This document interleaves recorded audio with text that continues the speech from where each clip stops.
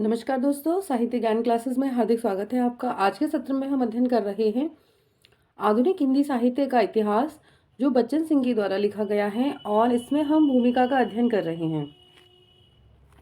हमने कई सत्रों का अध्ययन कर लिया है और कई विद्यार्थियों का कहना है कि भूमिका भी हमें पढ़ा दीजिए मैम, तो भूमिका ही हम आज अध्ययन करेंगे। और इसकी जो भूमिका है वह कितनी महत्वपूर्ण है। भूमिका से भी कई प्रश्न परीक्षाओं में कई बार आते हैं। आधुनिक काल, नामकरण तथा काल विभाजन। साहित्य के इतिहास में काल का सीमांकन सबसे अधिक जटिल समस्या है। किसी कालखंड की शुरुआत किस समय से होती है, इसे वैज्ञानिक सत्य के रूप में नहीं बताया जा सकता। जो काल का सीमांकन है वह सबसे अधिक जटिल समस्या है और किसी कालखंड की शुरुआत किस समय से होती है, इसे वैज्ञानिक सत्य के रूप में नहीं बताया जा सकता। एक कालखंड दूसरे कालखंड से अपने बदलाव के कारण हमेशा अलग होता है। एक समय की परिस्थितियां अलग हैं, समय बदलता है तो उस समय के बाद उस समय की परिस्थितियां अगर अलग हो जाती हैं तो उन अलग परिस्थितियों के कारण उसका नामकरण किया जाता है। बदलाव की प्रक्रिया तो अरसे से चलती रहती है। नए कालखंड का निर्धारण तब होता है जब बदलाव के चित्र हमारी आर्थिक सांस्कृतिक स्थितियों और कला रूपों तथा भाषा में स्पष्टतः दिखाई देने लगते हैं। इसीलिए साहित्य इतिहास के लेखन में जो काल निर्धारण किया जाएगा वह लचीला होगा। ऐसा नहीं है कि एक बार जो काल निर्धारण हो गया वही रहेगा। जो समय की परिस्थितियां हैं उनको देखकर और किस समय में किस प्रकार की रचनाएं हो रही थी उन सभी को देखकर कालखंड का निर्माण किया जाएगा। इस बदलाव को जब डॉक्टर रामकुमार वर्मा रोमांटिक लहजे और ग्रेसनी शैली में अप्रत्याशित और कौतूहलपूर्ण कहते हैं। हिंदी साहित्य तृतीय खंड, भारतीय हिंदी परिषद, प्रयाग। तो विकसित इतिहास दृष्टि के पाठकों का मनोरंजन होता है। वस्तुतः हिंदी साहित्य के इतिहास में जिसे हम आधुनिक काल कहते हैं, उसके विकास का क्रम एक शताब्दी पहले से ही प्रारंभ हो जाता है। बदलाव के स्पष्टतः चिन्ह 19वीं सदी के उत्तरार्ध में ही दिखाई पड़ने लगते हैं। जब बदलाव होता है तो उसका समय कुछ पहले से ही परिवर्तन दिखने लगता है कि अब कुछ अलग होने वाला है, कुछ नया होने वाला है। तो 19वीं सदी के उत्तरार्ध में ही आधुनिक काल के जो परिवर्तन था, जो उसका नया रूप था, वो देखने को मिल जाता है। संयोग है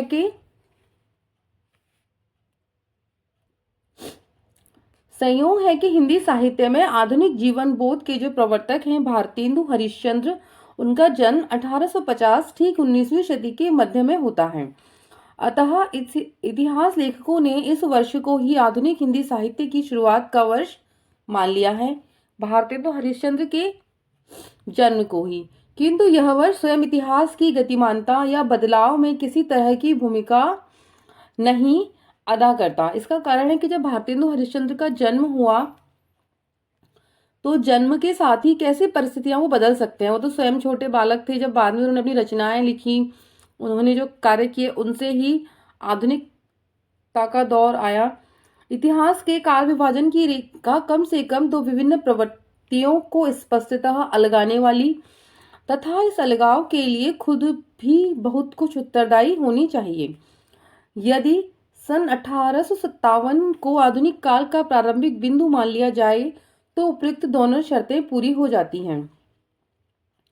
सन 1857 का प्रथम स्वतंत्रता संग्राम, जो पहले गदर के नाम से प्रसिद्ध था, ब्रिटिश साम्राज्यवाद की जड़ें हिला देने वाला सिद्ध हुआ। इसके पहले देश के अन्य भागों में छिटपुट विद्रोह हो चुके थे। उदाहरण, बंगाल का सन्यासी विद्रोह, जिसका समय है 1763 से 1800 ईस्वी में यह हुआ था। उड़ीसा के जमींदारों का विद्रोह 1804 से 1817 में हुआ। विजयनगरम के राजा का विद्रोह 1749 आदि। सन 1857 का विद्रोह भी हिंदी भाषा भाषी क्षेत्र के एक सीमित भाग तक ही फैलकर रह गया। यद्यपि यह क्षेत्र अपेक्षाकृत अधिक व्यापक था, किंतु अपनी प्रकृति और संरचना में यह भिन्न था। इसकी शुरुआत कहाँ से हुई? जो 1857 का विद्रोह था, इसकी शुरुआत अवध के सिपाहियों ने आकस्मिक ढंग से की, किंतु इसकी स्थितियां वर्षों पहले से ही बन रही थीं। बाद में इसमें जमींदार, किसान, कारीगर और सामंत भी जुट गए। छोटी सी शुरुआत जनता की व्यापक लड़ाई में बदल गई। इसे दबाने में अंग्रेजों के छक्के छूट गए। जो 1857 का संग्राम हुआ था, वो संग्राम में पहले आम मनुष्य था, बाद में जमींदार, किसान, कारीगर, सामंत सभी एक होकर लड़ने लगे। इसी के फलस्वरूप कंपनी राज्य का अंत हुआ और महारानी विक्टोरिया का कंपनी राज्य चल रहा था, उसका अंत हो गया। इतनी ज्यादा सभी उसके घोर विरोध में खड़े हो गए तो और महारानी विक्टोरिया को घोषणा पत्र जारी करना पड़ा। देश के विभाजन को बदलने तथा राष्ट्रीयता की ओर उन्मुख करने में इसका विशेष महत्व है। अतः इसी को आधुनिक काल का प्रारंभिक वर्ष मानना तर्कसंगत है। जब भारतवर्ष अंग्रेजों के अधीन था, विक्टोरिया का शासनकाल चल रहा था और सभी भारतवर्ष का आम नागरिक, जमींदार, किसान, कारीगर, सामंत सभी जो एकजुट होकर लड़ने लगे। इन पर बहुत सारे लगान लगाए जाते थे। पहले बहुत सारे जो सारे नियम कानून थे वो सभी अंग्रेजों के थे। विक्टोरिया का राज चल रहा था। तो फिर बाद में क्या हुआ, उनको बदलाव आया, है ना। तो इसी वर्ष से आधुनिक काल का नामकरण मानना चाहिए। अब इसके नामकरण की जो प्रक्रिया है वो किस प्रकार हुई, नामकरण क्यों रखा गया इसका आधुनिक, तो हम देखते हैं। आधुनिक शब्द दो अर्थों की सूचना देता है, मध्यकाल से भिन्नता की और नवीन इहलौकिक दृष्टिकोण की। मध्यकाल से थोड़ा सा आगे बढ़े और इहलौकिक यानी सभी इस लौक की नवीन दृष्टिकोण की। मध्यकाल अपने अवरोध, जड़ता और रूढ़िवादिता के कारण स्थिर और एकरस हो चुका था। एक विशिष्ट ऐतिहासिक प्रक्रिया ने उसे तोड़कर गत्यात्मक बनाया। मध्यकालीन जड़ता और आधुनिक गत्यात्मकता को साहित्य और कला के माध्यम से समझा जा सकता है। रीतिकाल की कला और साहित्य अपने अपने कथ्य, अलंकृत और शैली में एक रूप हो गए थे। वे घोर श्रृंगारियों के बंधे घाटों में बह रहे थे। इन छंदों में न वैविध्य था और न विन्यास। एक ही प्रकार के छंद, एक ही प्रकार के ढंग। आपने देखा कि रीतिकाल में सभी राजा विलासिता में डूबे हुए थे, सभी वो श्रृंगारिक रचनाएं लिख रहे थे। सभी की जो रचनाएं हैं वो लगभग एक जैसी ही हैं, कुछ नवीन था ही नहीं। आदिकाल में जब आदिकाल की शुरुआत हुई तो राजाओं पर आक्रमण, वीर राजाओं की प्रशंसाओं के गुणगान होने लगे उनकी रचनाओं में उन्हीं। जब फिर मध्यकाल में क्या हुआ कि जब भारतवासी डर गए हो गए तो सब भक्ति की ओर, अपने को सुरक्षित करने के लिए, अपने को बचाने के लिए सभी भगवान की भक्ति को अपनाने लगे। जब भक्ति उनकी हो गई फिर धीरे धीरे समय बदला, फिर रीतिकाल आ गया। रीतिकाल में उनकी रचनाओं में क्या हुआ कि सभी जो राजा महाराजा थे, जनता थी, सभी का विलासिता की उसमें रीतिकाल में सिर्फ श्रृंगार, प्रेमी प्रेमिकाओं का वर्णन, श्रृंगार पर एक रचनाएं, वही एक प्रकार की एक ही रीति परंपरा परिपाटी को लेकर रचनाएं लिखी जाने लगी। तब व्यक्ति एक ही तरह की रचना लिखकर पढ़कर भी बोर होता है, तो कुछ उसे नवीन चाहिए। तो नवीन के लिए ही आधुनिक आया।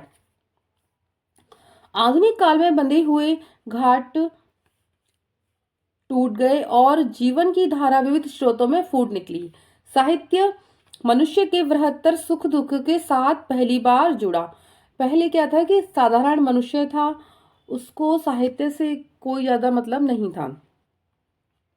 न वो साधारण मनुष्य की रचनाएं होती थी, न उनके जीवन को प्रस्तुत करने वाली कथाएं होती थी। सिर्फ राजा महाराजा और वीर राजाओं का ही वर्णन कथा साहित्य में होता था, वो भी काव्य के माध्यम से। तो आधुनिक में जो नई वो आई, उनमें कहानी, उपन्यास, नाटक, इस प्रकार की रचनाएं लिखी जाने लगी जो व्यक्ति को साधारण मनुष्य के सुख दुख से भी परिचित कराती हैं। तो उस समय में व्यक्ति की जो रचनाएं थी वह साधारण मनुष्य से जुड़ गई तो उनके जीवन की जो परिस्थितियां थी, जीवन का जो दुख था, वो साहित्य में प्रस्तुत होने लगा धीरे धीरे। आधुनिक शब्द में जो दूसरा अर्थ ध्वनित होता है वह इहलौकिक दृष्टिकोण है। इहलौकिक दृष्टिकोण में धर्म, दर्शन, साहित्य, चित्र आदि सभी के प्रति नए दृष्टिकोण का आविर्भाव हुआ। मध्यकाल में पारलौकिक दृष्टि से मनुष्य इतना अधिक आकर्षण था कि उसे अपने परिवेश की सुध ही नहीं थी। पर आधुनिक युग में मनुष्य अपने पर्यावरण के प्रति अधिक सतर्क हो गया। आधुनिक युग की पीठिका के पूर्व में इस देश में जिन दार्शनिक चिंतकों और धार्मिक व्याख्याताओं का आविर्भाव हुआ, उनकी मूल चिंताधारा यह लौकिक थी। सुधार, परिष्कार, यह लौकिक माने इस लोक से संबंधित। सुधार, परिष्कार, अतीत का पुनरुत्थान नवीन दृष्टिकोण का फल है। आधुनिक युग की ऐतिहासिक प्रक्रिया का परिणाम है कि साहित्य की भाषा ही बदल गई। ब्रज भाषा की जगह खड़ी बोली ने ले ली। अब इसके उपविभाग कौन कौन से हुए, किस प्रकार? रामचंद्र शुक्ल ने आधुनिक काल का जो उपविभाजन किया है वह एक सूत्रता के अभाव में विसंगतिपूर्ण हो गया है। उन्होंने आधुनिक काल को दो खंडों में बांटा है, गद्य खंड और काव्य खंड। ये दोनों खंड एक दूसरे से इतने पृथक हैं कि उनमें एक तांता नहीं आ पाती। दोनों खंडों को दो दो प्रकरणों में बांटा गया है। गद्य के पहले प्रकरण में ब्रजभाषा गद्य और खड़ी बोली गद्य का विकास विवेचित है। दूसरे प्रकरण में गद्य साहित्य का आविर्भाव हुआ विश्लेषित है। इसे फिर तीन उत्थानों में विभाजित किया है, प्रथम उत्थान, द्वितीय और तृतीय। काव्य खंड में भी दो प्रकरण हैं, पुरानी काव्य धारा और नई काव्य धारा। नई धारा के भी तीन उत्थान किए हैं उन्होंने, प्रथम, द्वितीय और तृतीय। शुक्ल जी के गद्य खंड और काव्य खंड एक दूसरे से सर्वथा अलग हैं। एक ही प्रवृत्ति का दूसरी की प्रवृत्ति से कोई तालमेल नहीं है। ऐसा लगता है मानो गद्य खंड में एक प्रवृत्ति क्रियाशील है तो काव्य खंड में दूसरी प्रवृत्ति। उदाहरण देखेंगे हम इसका। काव्य खंड दूसरे प्रकरण के तृतीय उत्थान काव्य में जो छायावाद के नाम से अभिहित किया जाता है तथा गद्य खंड के द्वितीय प्रकरण में तृतीय उत्थान में कोई एकरूपता नहीं निरूपित नहीं की जा सकती। इस खंड दृष्टि के कारण इतिहास का निरंतर ओझल हो गया है। प्रवर्ती इतिहासकारों ने प्राय शुक्ल जी का ही अनुगमन किया है। आधुनिक काल के इतिहास सभी जो और अन्य इतिहास ग्रंथ लिखे गए उनमें आचार्य रामचंद्र शुक्ल का जो इतिहास है उसी ग्रंथ को आधार मानकर इतिहास लिखे गए हैं। और जो आचार्य रामचंद्र शुक्ल ने जो काल विभाजन किया है वही सर्वमान है, सभी ने उसको माना है। कुछ विद्वानों ने उसे नहीं माना, पर जो आचार्य रामचंद्र शुक्ल का जो इतिहास है वह सर्वोत्तम है। इतिहास लेखन में सामान्य रूप में उनकी उत्थानवादी शैली ही स्वीकृत कर ली गई। कुछ लोगों ने आधुनिक काल के विकास के प्रथम दो चरणों को भारतेंदु युग और द्विवेदी युग कहना अधिक संगत समझा है, किंतु इन नामों की ग्राह्यता को संदेह की दृष्टि से देखा जा सकता है। भारतेंदु युग और द्विवेदी युग की परिकल्पना कर लेने पर युगों की बाढ़ सी आ गई। भारतीय हिंदी परिषद प्रयाग से प्रकाशित हिंदी साहित्य तृतीय खंड में उपन्यासों के संदर्भ में प्रेमचंद्र युग और नाटकों के संदर्भ में प्रसाद युग की कल्पना की गई। भारतेंदु हरिश्चंद्र के नाम पर लिखा गया द्विवेदी युग, महावीर प्रसाद द्विवेदी। और प्रेमचंद्र, जब उपन्यास साहित्य की बात करते हैं तो उपन्यासों के संदर्भ में प्रेमचंद्र और नाटकों के संदर्भ में प्रसाद युग की कल्पना की गई। पता नहीं समीक्षा के संदर्भ में शुक्ल युग क्यों नहीं लिखा गया, जितने युग उतने समर्थ हैं, क्योंकि समीक्षा तो आचार्य रामचंद्र शुक्ल की सर्वोत्तम है, तो समीक्षा के संदर्भ में शुक्ल युग उनके नाम पर क्यों नहीं लिखा गया। एक इतिहास और डॉक्टर नगेंद्र के संपादन में हिंदी साहित्य का इतिहास प्रकाशित हुआ है। अनेक लेखकों द्वारा लिखे जाने के कारण इसमें परस्पर विरोधी दृष्टिकोण मिलेंगे। पूर्व पीठिकाओं की स्थापनाओं के साथ साथ विधाओं की संगति नहीं बैठ पाती। उदाहरण भारतेंदु युग को लिया जा सकता है, इसका नाम पुनर्जागरण, पर भारतेंदु के नाटकों की पारंपरिक खतौनी से पुनर्जागरण का दूर का भी रिश्ता नहीं है। छायावाद युग सामान्यतः सर्वमान्य है, इसे विभाजक रेखा मानकर कालों का नामकरण अधिक सुविधाजनक, तर्कसंगत और औचित्यपूर्ण होगा। यो छायावाद शब्द अपने अर्थ संकोच और एकांकिकता के कारण ग्राह्य नहीं है। इसका सीधा संबंध पुनर्जागरण काल से है, पर यह शब्द व्यापक परिप्रेक्ष्य में मौजूद नहीं है। रोमांटिक शब्द का समानार्थी शब्द ही इस युग को समग्रता में उजागर कर सकता है। हिंदी में स्वच्छंदतावाद शब्द का प्रयोग रोमांटिसिज्म के अर्थ में किया जाने लगा। अतः जिसे छायावाद युग कहा जाता है उसे स्वच्छंदतावाद युग के नाम से अभिहित किया जाना चाहिए। यह शब्द अपनी अर्थवत्ता में गांधी नेहरू युग के आदर्शों और अंतर विरोधों की समानांतरता पा लेता है। रोमांटिक या स्वच्छंदतावादी आंदोलन में जिस व्यक्तिकता को अधिक महत्व दिया जाता है वह गांधीवादी आंदोलन में अत्यंत मौजूद है। अंतरात्मा की आवाज इस युग के संपूर्ण साहित्य में विद्यमान है। स्वच्छंदतावादी साहित्य मुक्ति का साहित्य है, ठीक उसी तरह जैसे गांधी नेहरू का आंदोलन समग्र अर्थ में मुक्ति का आंदोलन था। स्वच्छंदतावाद युग नाम स्वीकार कर लेने पर न तो इसे ईसाइयत या फैंटस्माटा से जोड़ने की जरूरत पड़ेगी और न स्थूल के प्रति सूक्ष्म का विद्रोह कहकर सरलीकरण करने की आवश्यकता है।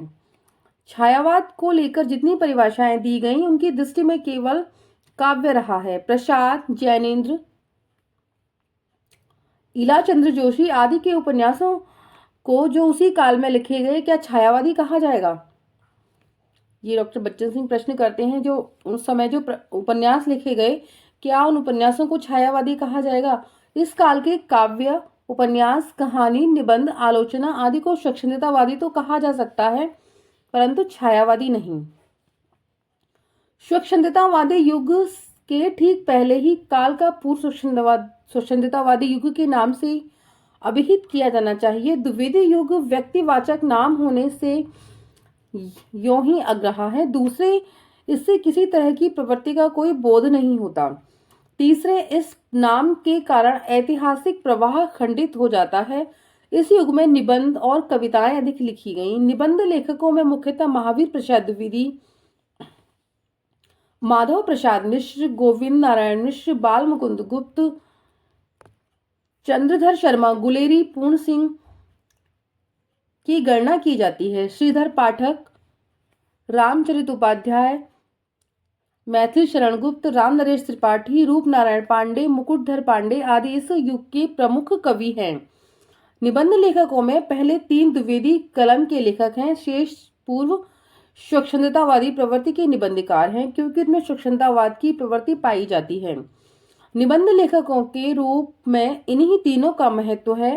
द्विवेदी कलम के कवियों में केवल मैथिली शरण गुप्त को ही ऐतिहासिक महत्व प्राप्त है, वह भी साकेत के कारण। साकेत पर स्वच्छंदतावाद का कम प्रभाव नहीं है। श्रीधर पाठक, रामनरेश त्रिपाठी, मुकुटधर पांडे को शुक्ल जी ने स्वयं प्रकृत स्वच्छंदतावादी कहा है। वस्तुतः अगले संदर्भ में इन्हीं कवियों का विकास प्रसाद, निराला, पंत में हुआ है। अतः इस युग को पूर्व स्वच्छंदतावादी युग का नाम देना अधिक संगत है। भारतीय युग को पुनर्जागरण युग कहने में कोई आपत्ति नहीं उठाई जानी चाहिए। स्वच्छंदतावादी युग के काल को उत्तर स्वच्छंदतावाद युग कहा जा सकता है। इसे पुनः 3 दशकों में बांटना अधिक संगत प्रतीत होता है। संक्षेप में इस काल के विभाजन का प्रारूप निम्नलिखित ढंग से प्रस्तुत किया जा सकता है। इन्होंने कहा है, जो बच्चन सिंह ने किया है, पुनर्जागरण काल जिसका समय 1857 से 1900 ईस्वी तक इन्होंने माना है। पूर्व स्वच्छंदतावाद काल 1900 से 1920 ईस्वी, स्वच्छंदतावाद 1920 से 1940, उत्तर स्वच्छंदतावाद काल 1940 ईस्वी से निरंतर। पहला दशक प्रगति और स्वतंत्रता का द्वंद्व, दूसरा दशक संतुलन की खोज और आधुनिकता, तीसरा दशक आधुनिकता बोध की रचनाएं शामिल की हैं।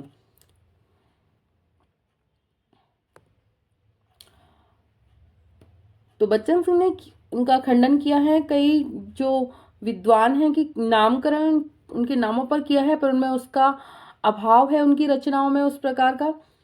तो आगे के सत्र में हम देखते हैं किस प्रकार बच्चन सिंह ने अपना इतिहास लिखा है। उससे कई बार परीक्षाओं में कई प्रश्न आते हैं उनकी कथनों को लेकर। तो आप आधुनिक हिंदी साहित्य के इतिहास वाले सत्र में जाकर उनका अध्ययन कर सकते हैं। धन्यवाद।